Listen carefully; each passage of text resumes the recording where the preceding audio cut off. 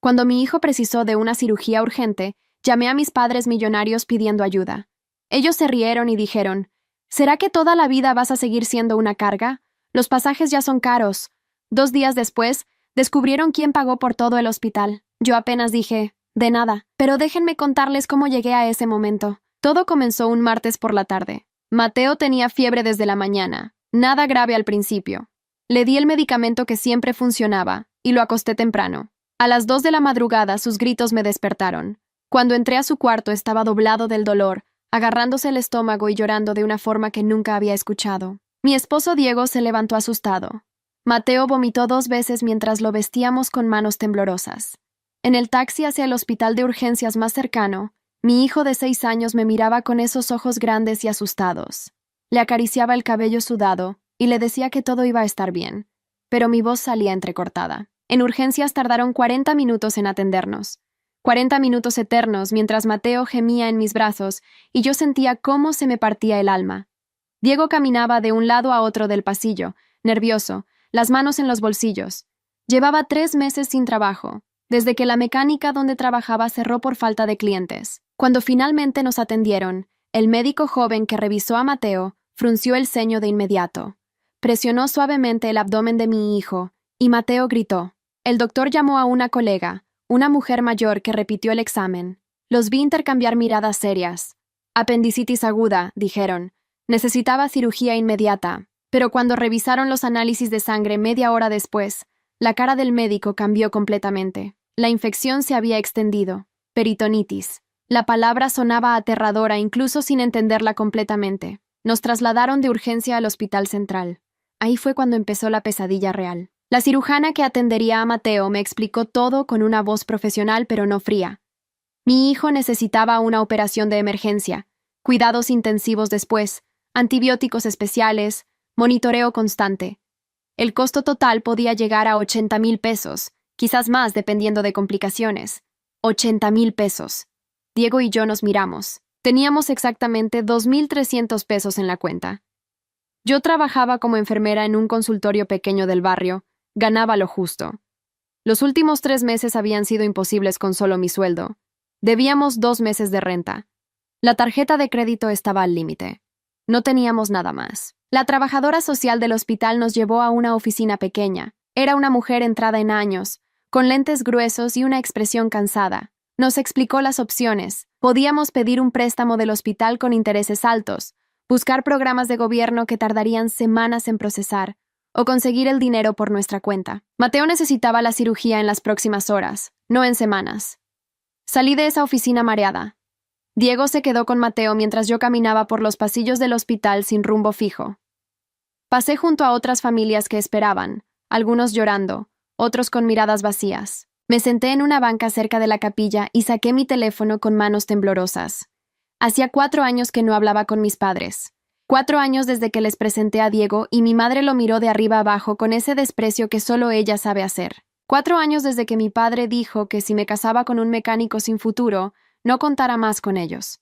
4 años desde la última cena familiar donde mi madre me dijo delante de todos que estaba desperdiciando mi vida. Pero esto era por Mateo. Mi orgullo no importaba cuando la vida de mi hijo estaba en riesgo. Marqué el número de mi madre. Conocía esos dígitos de memoria aunque los hubiera borrado de mis contactos. El teléfono sonó 3 veces. 4. Pensé que no contestaría. Entonces escuché su voz.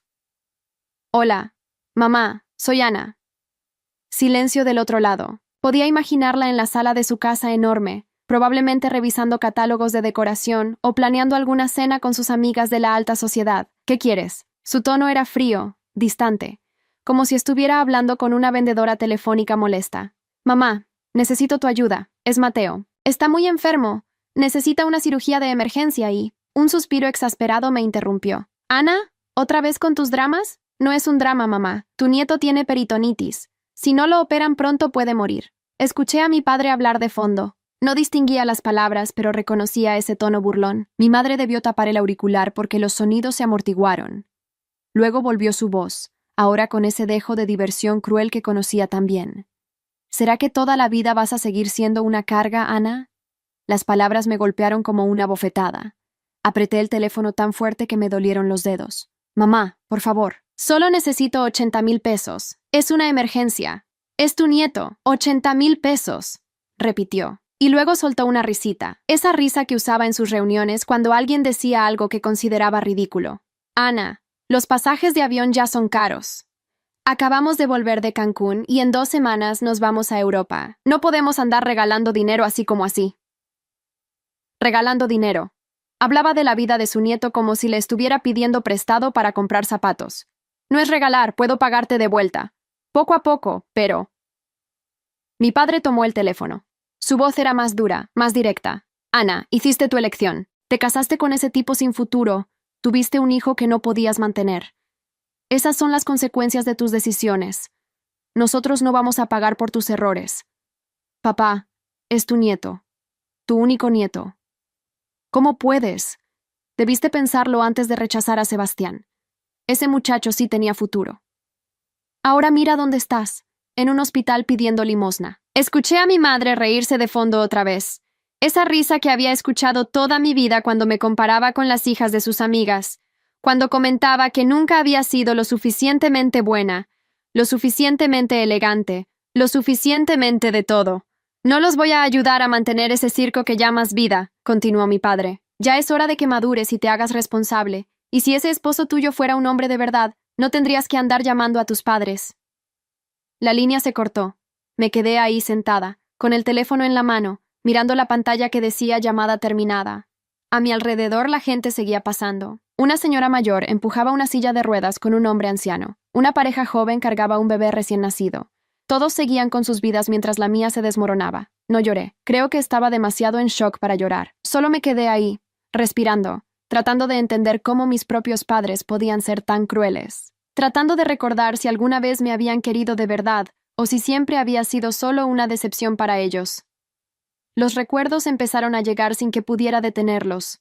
Tenía 18 años cuando conocí a Sebastián en la fiesta de presentación que organizaron mis padres. Sebastián Montalvo, hijo único de los socios de mi padre en las concesionarias. Educado, rico, correcto. Mis padres estaban encantados. Ya planeaban la boda antes de que terminara esa primera cena. Sebastián era amable conmigo, eso no podía negarlo. Pero había algo en sus ojos que me hacía sentir como un objeto en exhibición. Me llevaba a restaurantes caros y me presentaba con sus amigos como si fuera un trofeo.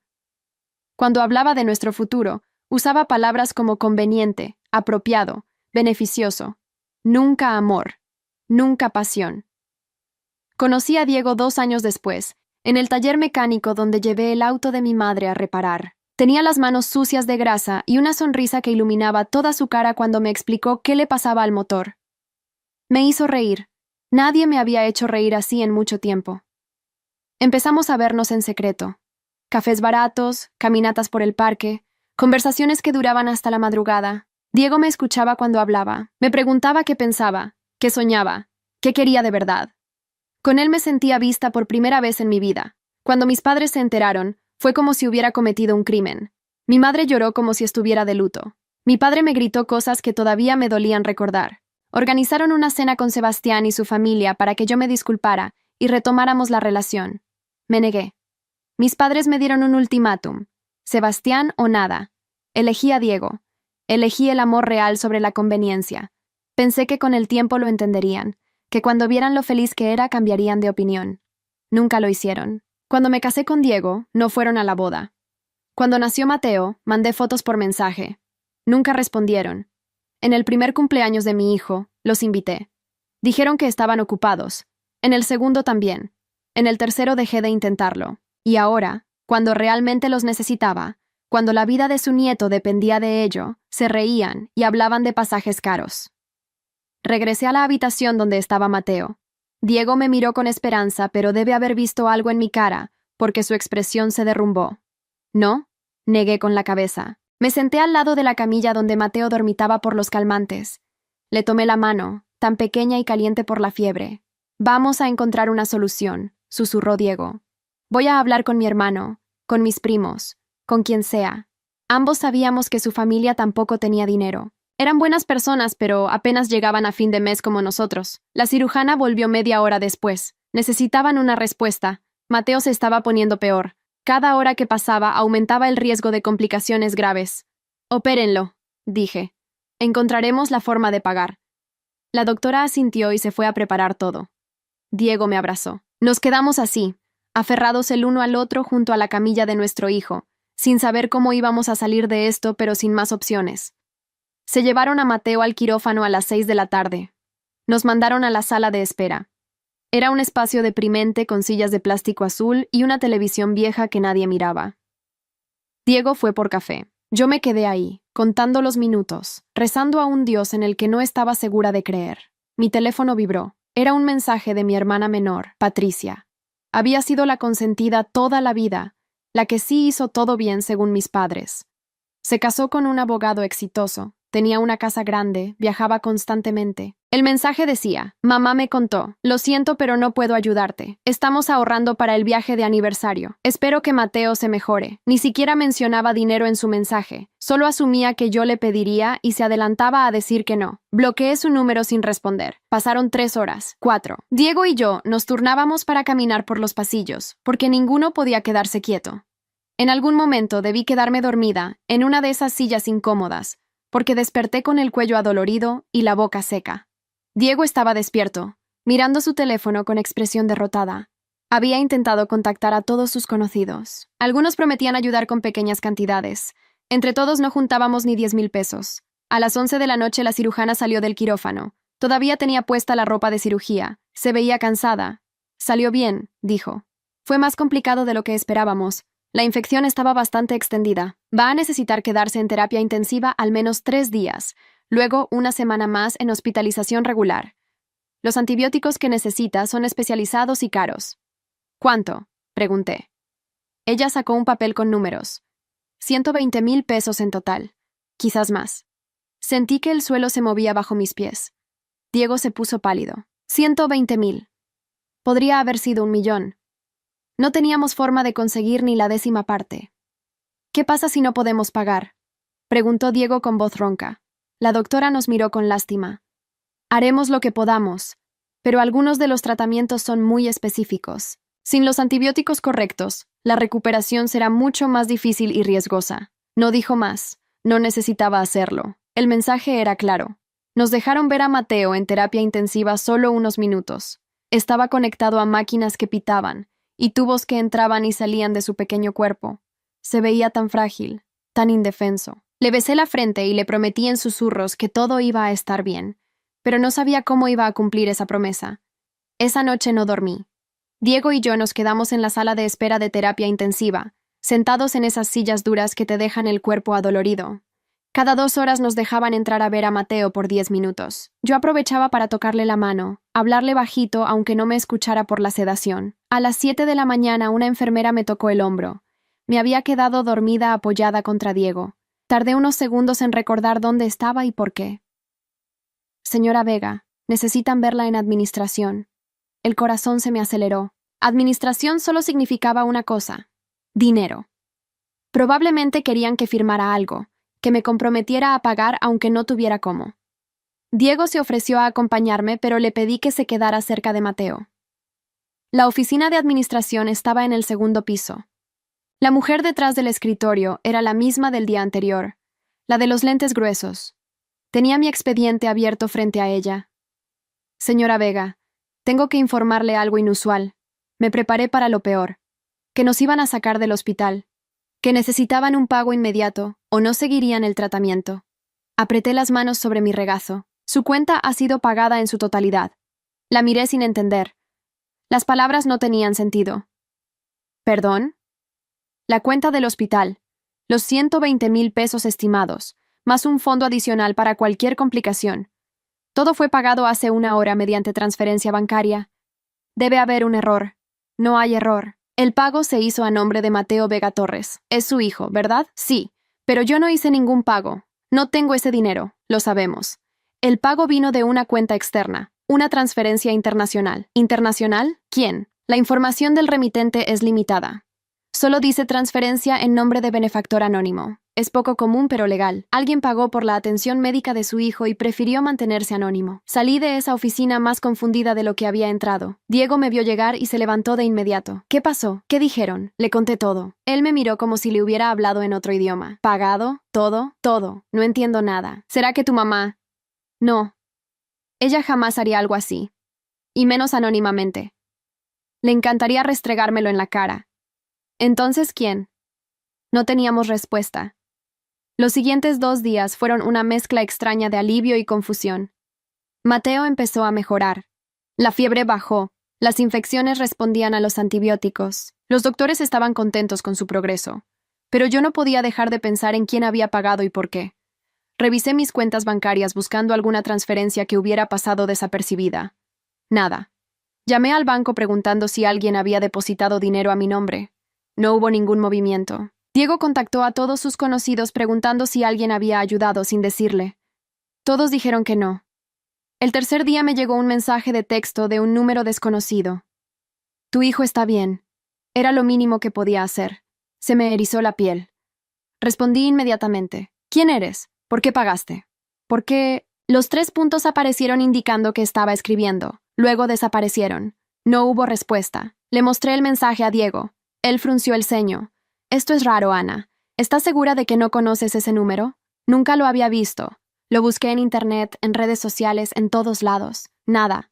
Era como si no existiera. Esa tarde movieron a Mateo de terapia intensiva a una habitación regular. Fue un avance enorme. Podíamos estar con él todo el tiempo. Aunque seguía débil y conectado a sueros, ya nos reconocía. Ya sonreía un poquito cuando le hablábamos. Pasé esa noche en el sillón junto a su cama mientras Diego fue a casa a ducharse y traer ropa limpia. Estaba medio dormida cuando mi teléfono vibró otra vez. Otro mensaje del mismo número desconocido. Sé que debes tener muchas preguntas. Pronto tendrás respuestas. Por ahora solo importa que Mateo se recupere. Esta vez sí respondió cuando escribí. Necesito saber quién eres. Esto no tiene sentido. ¿Te acuerdas de mí, Ana? El estómago se me revolvió. Esa pregunta implicaba que era alguien que conocía. Empecé a repasar mentalmente. Amigos de la escuela, compañeros de trabajo, vecinos antiguos. Nadie tenía el dinero para hacer algo así. Dame una pista al menos. Los puntos parpadearon durante lo que pareció una eternidad. Nos conocimos hace 10 años, en una fiesta. Llevabas un vestido azul. Se me heló la sangre. Solo había una persona que encajara con esa descripción, pero era imposible. Él no tenía motivos para ayudarme. Yo lo había rechazado.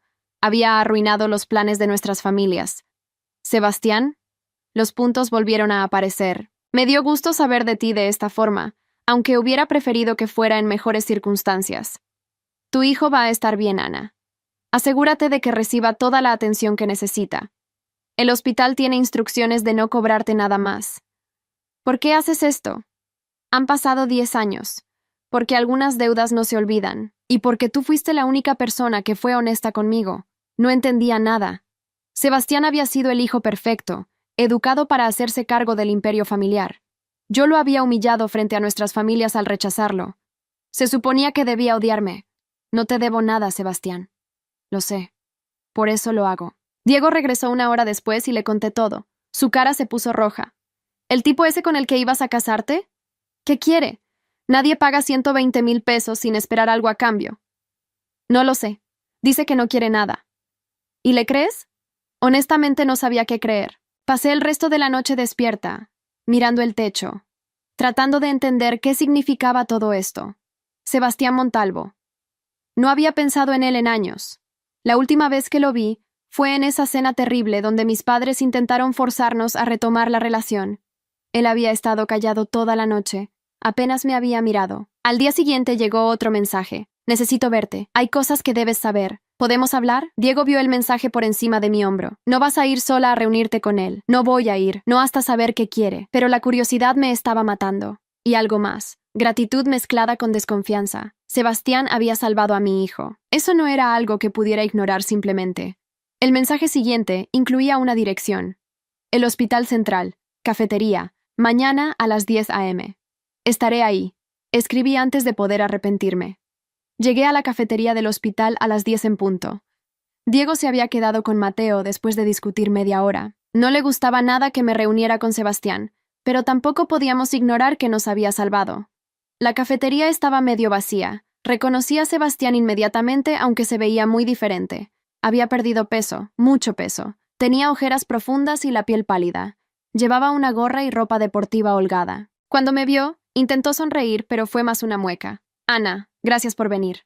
Me senté frente a él sin decir nada. De cerca se veía peor.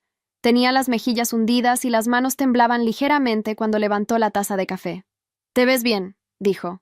«La maternidad te sienta. No vine a intercambiar cumplidos». «¿Por qué pagaste la cuenta del hospital?». Suspiró y dejó la taza sobre la mesa. «Porque tu hijo necesitaba ayuda y yo tengo el dinero para darlo. Nadie hace eso sin razón». «Tienes razón. Tengo razones. Pero no son las que imaginas». Se quitó la gorra. Ahí fue cuando lo vi. Estaba casi calvo, con solo algunos mechones ralos. Cicatrices pequeñas en el cuero cabelludo. «Tengo cáncer», dijo sin dramatismo.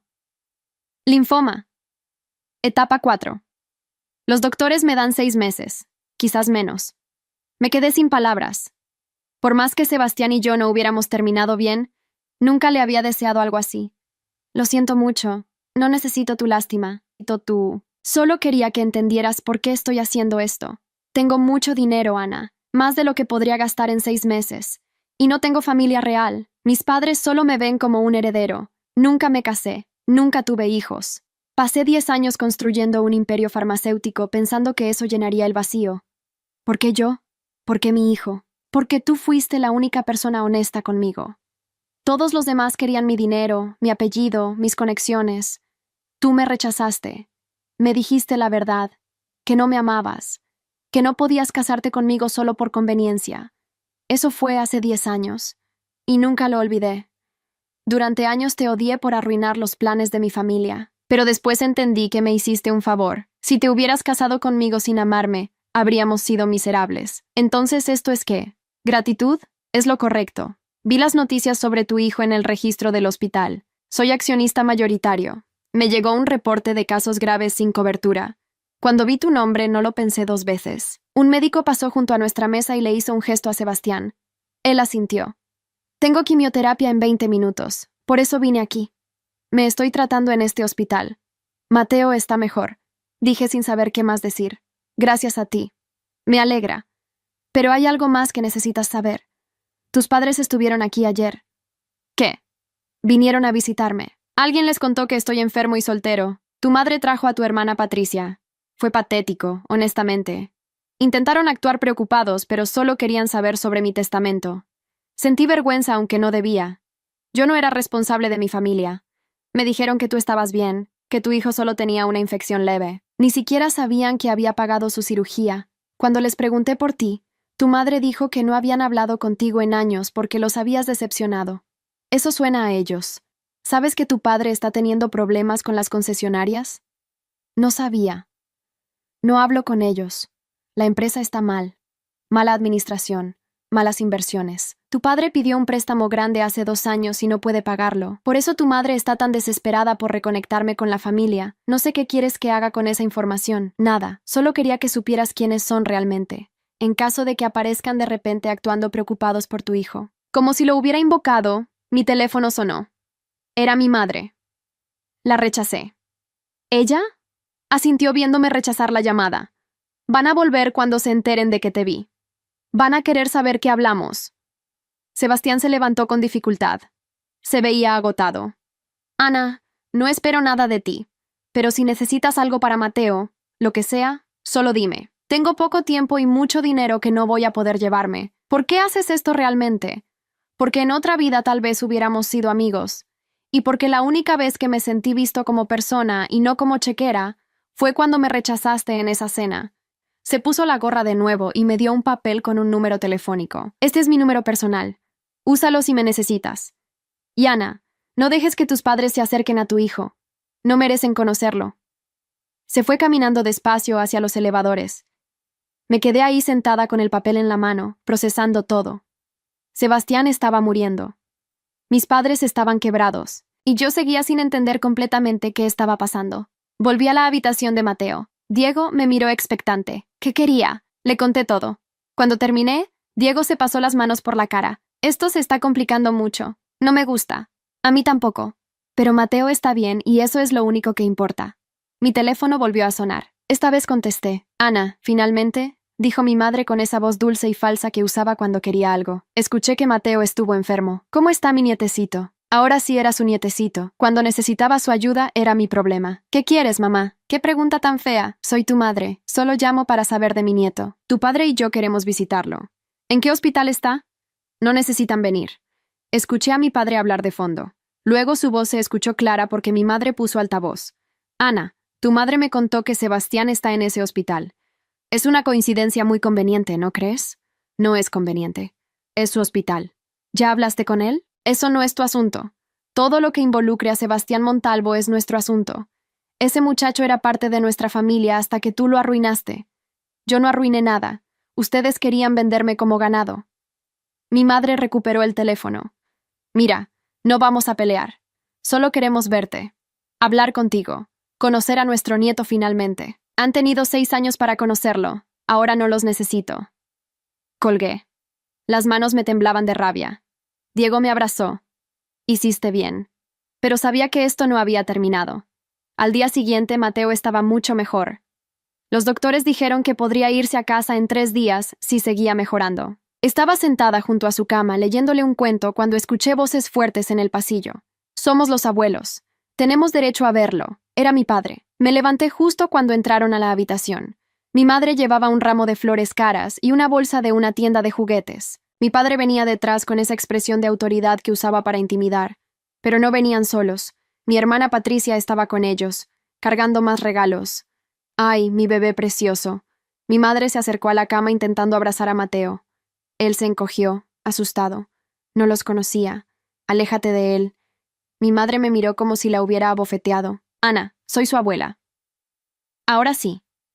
Cuando estaba muriendo no eras nada. No seas dramática. Ya te explicamos que no teníamos el dinero disponible en ese momento.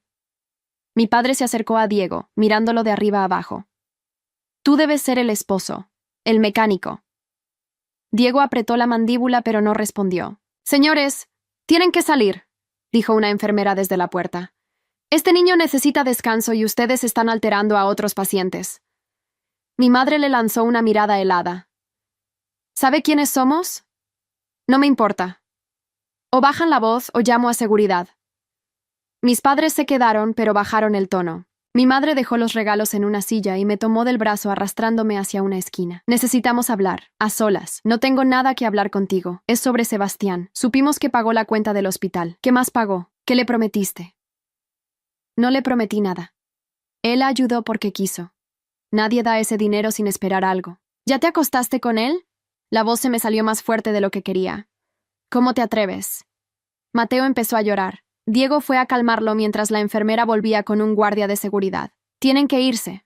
Ahora. Mi padre sacó su cartera y le ofreció billetes al guardia. El hombre ni los miró. Guarde eso. Tienen 30 segundos. Patricia finalmente habló.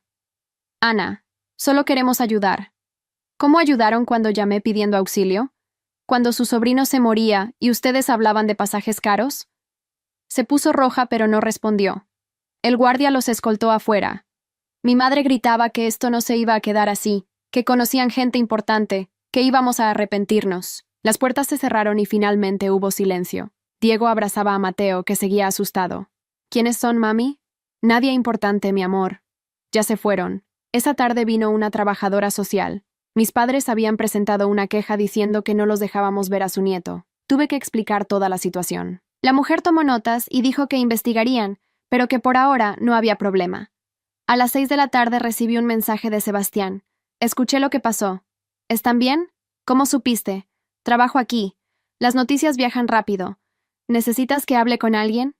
Puedo hacer que los pongan en una lista de no visitantes. No quiero molestarte más. No es molestia. Dame 10 minutos. 20 minutos después, una administradora vino a la habitación. Traía papeles. Señora Vega, por instrucciones del doctor Montalvo, vamos a restringir las visitas de ciertas personas. Solo necesito que firme aquí confirmando los nombres. Firmé poniendo a mis padres y a Patricia en la lista. La mujer se fue y me quedé mirando el papel. Sebastián tenía tanto poder aquí que una firma suya cambiaba las reglas. Diego no dijo nada, pero vi su cara. No le gustaba depender de Sebastián para nada. Esa noche, después de que Diego se durmió en el sillón y Mateo descansaba, salí a caminar por los pasillos del hospital. Necesitaba aire, espacio para pensar. Terminé en la cafetería tomando un café terrible. ¿Ana? Era Sebastián. Traía puesta la ropa de hospital, una bata azul. Se veía exhausto. Acabo de salir de una sesión de quimio. No podía dormir. Yo tampoco. Se sentó frente a mí sin pedir permiso. Tus padres vinieron a verme otra vez hoy, después del incidente con tu hijo. Querían saber qué relación tenemos. ¿Qué les dijiste? Que no era su asunto. Tu padre intentó amenazarme con abogados. Le recordé que soy el dueño del 40% de sus concesionarias. Me quedé helada. ¿Qué? Compré las acciones hace 5 años. Tu padre estaba desesperado por dinero y vendió sin saber quién era el comprador. Uso una empresa fantasma para estas cosas. ¿Por qué harías eso? Honestamente no lo sé. Quizás venganza. Quizás porque quería tener poder sobre las personas que me usaron. Nunca hice nada con esas acciones hasta ahora. ¿Qué vas a hacer? Aún no lo sé, pero tus padres están entrando en pánico. Sus deudas son enormes. Si yo retiro mi inversión, se hunden completamente. No hagas nada por mí. No es por ti. Es por mí. Esas personas me trataron como un objeto durante años. Tu padre me daba palmadas en la espalda mientras planeaba cómo sacarme dinero. Tu madre me mostraba a Patricia cada vez que tú no estabas, como si fuera un reemplazo aceptable. No sabía nada de eso. Lo sé. Por eso me caías bien. Eras la única auténtica en toda esa familia. Una enfermera pasó y le recordó que debía descansar. Sebastián asintió. Antes de irme, hay algo más que debes saber. Tu padre vino con una propuesta. Quiere que yo perdone sus deudas a cambio de que tú y yo retomemos contacto. Dijo que siempre supe que eras para mí. Ese desgraciado. Pensé que debías saberlo, para que estuvieras preparada cuando te lo proponga directamente. Se levantó con esfuerzo. Caminaba lento, encorvado. Descansa, Ana, y no dejes que te manipulen. Ya no eres esa chica de 18 años que tenía miedo de decepcionar a sus padres. Se fue dejándome ahí con 1000 pensamientos. Mi padre estaba intentando venderme otra vez, 10 años después, y seguía siendo una mercancía para él. Volví a la habitación. Diego estaba despierto. ¿Dónde estabas? Caminando. Necesitaba aire. ¿Te encontraste con él? No mentí, asintió. Ana, esto me está volviendo loco. Ese tipo está en todos lados. Paga las cuentas, controla el hospital, tiene poder sobre tus padres. ¿Qué quiere realmente? Ya te dije. Está muriendo y tiene mucho dinero. Solo quiere ayudar. Nadie es tan generoso. Tal vez no. Pero por ahora Mateo está bien y eso es lo único que me importa. Diego no dijo nada más, pero supe que esto estaba creando una grieta entre nosotros. Mateo salió del hospital una semana después. Los doctores dijeron que era un milagro cómo se había recuperado. En casa intentamos volver a la normalidad, pero todo había cambiado. Diego consiguió un trabajo temporal en otra mecánica, pero ganaba la mitad de lo que ganaba antes. Yo volví al consultorio, pero cada vez que veía las cuentas me mareaba. Sebastián había pagado el hospital, pero seguíamos debiendo 2 meses de renta, las tarjetas de crédito y los servicios. El dinero no alcanzaba. 3 semanas después del alta de Mateo, mi padre apareció en mi trabajo. No lo había visto desde el incidente en el hospital. Se veía más viejo, más cansado. Traía un traje caro pero arrugado. Necesito hablar contigo. Estoy trabajando. Es importante. 5 minutos. Salimos a la calle. Hacía calor y el ruido del tráfico era ensordecedor. Tu madre está enferma. Presión alta. Problemas del corazón. El estrés la está matando. ¿Y? Es tu madre, Ana. Un poco de compasión no te vendría mal. La compasión no pagó la cirugía de Mateo. Se pasó la mano por la cara. Tenía ojeras profundas. Mira, no vine a pelear. Vine a proponerte algo. Sé que Sebastián te está ayudando. Sé que tienen contacto. Eso no es tu asunto. Podría serlo. Si tú hablaras con él, si le pidieras que no retire su inversión de las concesionarias, yo podría compensarte. Dinero para que pagues tus deudas, para que Mateo tenga un futuro mejor. Me estás pidiendo que le pida favores a un hombre que está muriendo para salvar tu negocio. Cuando lo dices así, suena mal. Pero piénsalo. Tú también sales ganando. Y Sebastián tiene tanto dinero que no le afectaría. ¿Sabes qué es lo más triste? Que realmente crees que esto es razonable. Ana, por favor, estamos desesperados. Si perdemos las concesionarias, lo perdemos todo. La casa, los autos, todo. Debiste pensarlo antes de gastar en viajes a Europa y cruceros. Se puso rojo de la rabia. Siempre fuiste una malagradecida. Te dimos todo y nos pagaste casándote con un muerto de hambre. Ese muerto de hambre estuvo conmigo cuando nuestro hijo se moría y ustedes se reían. La gente en la calle nos miraba. Mi padre bajó la voz. Esto no ha terminado. Ya verás. Se fue caminando rápido. Entré al consultorio temblando. Mi jefa me preguntó si estaba bien. Le dije que sí, pero era mentira. Esa noche Diego notó que algo andaba mal. Le conté de la visita de mi padre. Ese hombre no tiene vergüenza. Lo sé, pero me preocupa qué va a hacer ahora. No pasó mucho tiempo antes de averiguarlo. 2 días después recibí una citación legal. Mis padres me estaban demandando por alienación parental. Decían que les negaba el derecho de ver a su nieto. El abogado que consultamos dijo que el caso era débil, pero que igual tendríamos que ir a corte. Eso significaba más dinero que no teníamos. Le mandé mensaje a Sebastián contándole. Me respondió en minutos. Voy a enviarte el contacto de mi abogado. Él se encargará. No te preocupes por el costo. No puedo seguir aceptando tu ayuda así. ¿Por qué no? El dinero no me sirve de nada ya. Déjame hacer esto. Me sentía atrapada. Odiaba depender de él, pero tampoco podía dejar que mis padres ganaran. El abogado de Sebastián era eficiente y frío. Preparó toda la documentación mostrando el abandono de mis padres, la llamada cuando Mateo estaba grave, todo. Dijo que no tenían ninguna posibilidad de ganar, pero mis padres no se rendían. Contrataron un investigador privado que empezó a seguirme. Me tomaban fotos entrando y saliendo del hospital cuando visitaba a Sebastián, fotos de nosotros tomando café en la cafetería. Intentaban construir una narrativa de que yo estaba teniendo una aventura y usando a Sebastián por su dinero. Diego vio las fotos cuando las presentaron en una audiencia preliminar. No dijo nada en el juzgado, pero en casa explotó. ¿Cuántas veces has ido a verlo sin decirme? Es un amigo que se está muriendo. Un amigo que te quería casar contigo. Un amigo que paga todo lo que necesitamos. Un amigo que te mira como si fueras lo único que le importa en el mundo. Estás exagerando. ¿Sí? Porque en esas fotos se ve bastante claro. No estoy haciendo nada malo, solo hablo con él. ¿Y yo qué soy? ¿No puedes hablar conmigo? Tú estás enojado todo el tiempo, enojado con Sebastián, enojado con mis padres, enojado con la situación. Él solo escucha sin juzgar. Diego agarró su chaqueta. Necesito salir. ¿A dónde vas? Lejos de aquí. Se fue dando un portazo. Mateo salió de su cuarto asustado. ¿Papá está enojado? No, mi amor, solo necesita aire, pero yo también estaba enojada con todo.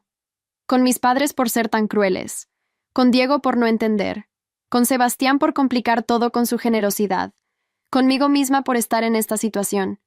Esa noche Diego no volvió. Me mandó un mensaje diciendo que estaba en casa de su hermano, que necesitaba pensar. Me quedé despierta hasta tarde, Mateo dormido junto a mí. El teléfono vibró. Era Sebastián. ¿Estás bien? Mi abogado me contó lo de las fotos. Diego está enojado. Se fue. Lo siento. No quiero causar problemas en tu matrimonio.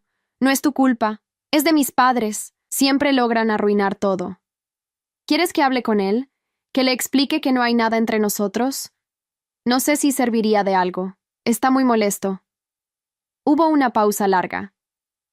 Ana, puedo detener todo esto. Puedo darle a tus padres lo que quieren.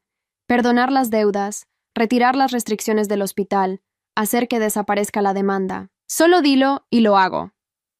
¿A cambio de qué? De nada. De tu tranquilidad. De que tu familia no se destruya por mi culpa. Tú no tienes la culpa de nada. Ellos eligieron ser así, pero yo estoy empeorando las cosas. Lo sé. Cada vez que te ayudo creo más problemas. Quizás debí quedarme al margen desde el principio. Si te hubieras quedado al margen, Mateo estaría muerto. Las palabras salieron más duras de lo que pretendía, pero eran verdad. Dame unos días para pensarlo, para decidir qué hacer. Toma el tiempo que necesites. Yo no voy a ningún lado. Bueno, técnicamente sí, pero ya sabes a qué me refiero. Intentaba hacer un chiste sobre su enfermedad, pero sonó triste. Descansa, Sebastián. Tú también. Colgué y me quedé mirando el techo. Todo se estaba desmoronando y no sabía cómo detenerlo. Diego volvió 3 días después. Traía una bolsa con su ropa y una expresión que no supe leer. Mateo corrió a abrazarlo y él lo cargó, pero me evitaba la mirada. Necesitamos hablar. Esperamos a que Mateo se durmiera. Nos sentamos en la sala, uno frente al otro, con todo el peso de las últimas semanas entre nosotros. Hablé con Sebastián, dijo finalmente. ¿Qué? ¿Cuándo? Ayer. Fui al hospital. Le pedí a la recepcionista que me dejara verlo. El estómago se me revolvió. Me recibió. Se veía peor de lo que recordaba. Está muy enfermo, Ana. Le quedan semanas, no meses. ¿Por qué fuiste? Porque necesitaba escucharlo a él. Necesitaba saber qué quería de ti realmente. Y me dijo la verdad. Todo. Que está enamorado de ti desde hace 10 años. Que cuando lo rechazaste fue lo más honesto que alguien le había dicho en su vida. Que construyó su imperio tratando de olvidarte, pero nunca pudo. Que cuando vio tu nombre en ese reporte del hospital supo que era su última oportunidad de hacer algo bueno por la única persona que le importó de verdad. No sabía qué decir. Sebastián nunca me había dicho nada de eso directamente. También me dijo que tú no sientes lo mismo, que amas a tu esposo y a tu hijo, que él solo quiere ayudar antes de morir, que entiende que su dinero está causando problemas, pero que no sabe qué más hacer con él. Diego se pasó las manos por la cara. Me avergüenza admitirlo, pero le grité. Le dije que estaba comprando tu atención, que era un cobarde usando su enfermedad para acercarse a ti. ¿Y sabes qué hizo? Se disculpó. Dijo que tenía razón, que retiraría todo el apoyo si eso era lo que yo quería. La puerta sonó. Era tarde. Abrí y encontré a mi madre. Traía un abrigo caro pero sucio en las orillas. Tenía el maquillaje corrido. Ana, por favor, necesito hablar contigo. Es tarde, es urgente. Tu padre tuvo un ataque al corazón. Está en el hospital. Sentí un golpe en el pecho, pero no de la forma que ella esperaba. No era preocupación, era cansancio. ¿Qué quieres que haga? Que vengas, que hables con Sebastián, que le pidas que no nos destruya. Ana, lo vamos a perder todo. La casa donde creciste, todo. Esa casa nunca fue mi hogar. Ustedes se aseguraron de eso. Se arrodilló en el pasillo. Mi madre, que siempre fue tan orgullosa, estaba de rodillas. Te lo suplico. Sé que fui una mala madre. Sé que te fallé cuando más me necesitabas. Pero es tu padre. Está en terapia intensiva. Los doctores dicen que el estrés fue demasiado. Diego apareció detrás de mí. Ana, tienes que decidir. O cortas todo contacto con Sebastián y tus padres y seguimos con nuestra vida. O resuelves esto de una vez. Pero no puedo seguir en este limbo. Mi teléfono sonó. Era el hospital. Sebastián había empeorado. Necesitaban hablar conmigo porque me había puesto como contacto de emergencia. Todo estaba colapsando al mismo tiempo. Llegué al hospital 1 hora después. Mi madre me siguió hasta que le dije que se fuera. Diego se quedó en casa con Mateo. El doctor que atendía a Sebastián me explicó que una infección había acelerado todo. Le quedaban días. ¿Puedo verlo? Está sedado pero consciente. Entré a la habitación. Sebastián estaba conectado a más máquinas que Mateo cuando estuvo grave. Abrió los ojos al sentirme entrar. Hola. Hola. Me dijeron que empeoraste. Mi cuerpo decidió acelerar el proceso. Siempre fui eficiente. Intentaba bromear, pero se notaba el esfuerzo. Ana, necesito que sepas algo. Ya hablé con mi abogado. Mi testamento está listo. El 70% de todo va a un fondo a nombre de Mateo. No puedes tocarlo hasta que cumpla 18, pero generará intereses. Tu hijo nunca tendrá que preocuparse por dinero. Sebastián, no puedes. Ya está hecho. El 20% va a fundaciones de investigación contra el cáncer. El 10% es para ti. Úsalo como quieras. Págale a Diego la mecánica que siempre quiso. Cómprate una casa. Lo que sea. ¿Y mis padres? Para ellos no dejo nada. Pero tampoco voy a destruirlos. Las acciones de las concesionarias van a venderse a un comprador que ya encontré. Ellos pueden quedarse trabajando ahí si quieren, pero no como dueños. Es más de lo que merecen. Estás siendo muy generoso. Estoy siendo justo. Y Ana, hay algo más. Quiero que organices una cena. Mi última cena. Invita a tus padres. Quiero decirles algunas cosas antes de morir. No sé si sea buena idea. Es necesario. Para ti. Para que cierren ese capítulo. 2 días después organicé esa cena en un salón privado del hospital. Mis padres llegaron vestidos de negro como si ya estuvieran de luto. Patricia vino también. Diego se quedó con Mateo. Sebastián llegó en silla de ruedas. Se veía terrible, pero tenía los ojos claros. Gracias por venir, dijo mi padre con voz servil. Sebastián, queremos que sepas. Cállate. Mi padre se quedó helado. Los invité para decirles algo. Durante años me usaron. Me trataron como un cajero automático. Me mostraban a sus hijas como mercancía. Nunca les importé como persona. Sebastián, no es así, intentó mi madre. Sí es así. Y lo peor es que casi funciona. Casi me caso con Ana solo por complacer a mi familia y a la suya. Pero ella tuvo el valor de decir no. de elegir su propia vida. Y ustedes la castigaron por eso. Mi padre intentó levantarse, pero Sebastián alzó la mano. No he terminado. Ana es la mejor de todos ustedes. Es trabajadora, honesta, valiente. Crió un hijo hermoso con un hombre que realmente la ama. Y lo hizo sin su ayuda. De hecho, lo hizo a pesar de ustedes. Sebastián, por favor, susurró mi madre. Mi testamento está leído. No hay nada para ustedes. Pero tampoco voy a destruir su negocio. Las acciones se venderán y podrán seguir trabajando. Es más de lo que merecen después de cómo trataron a su hija cuando su nieto estaba muriendo. El silencio fue absoluto. Mi padre tenía la cara roja. Mi madre lloraba. Patricia me miraba con algo que parecía envidia. Ana, dijo Sebastián girándose hacia mí. Gracias. Por ser honesta conmigo hace 10 años. Por dejarme ayudar ahora. Por mostrarme que el dinero no compra lo que realmente importa. De nada, dije con la voz quebrada. Por todo. Sebastián murió 4 días después. Fui al funeral. Mis padres también, pero no nos hablamos. El testamento se leyó una semana después. Todo era tal como lo había dicho. El dinero cambió nuestras vidas. Diego abrió su mecánica. Compramos una casa pequeña pero nuestra. Mateo empezó en una escuela mejor. Yo dejé el consultorio y abrí una clínica en el barrio donde la gente sin recursos pudiera atenderse. Mis padres intentaron acercarse cuando vieron mi nueva situación. Les dije que podían conocer a Mateo, pero con límites claros. Una vez al mes, en lugares públicos, bajo mis reglas. 6 meses después del funeral, llevé flores al cementerio. Diego vino conmigo. Mateo dejó un dibujo sobre la tumba. De nada, Sebastián, susurré. Y gracias, por todo.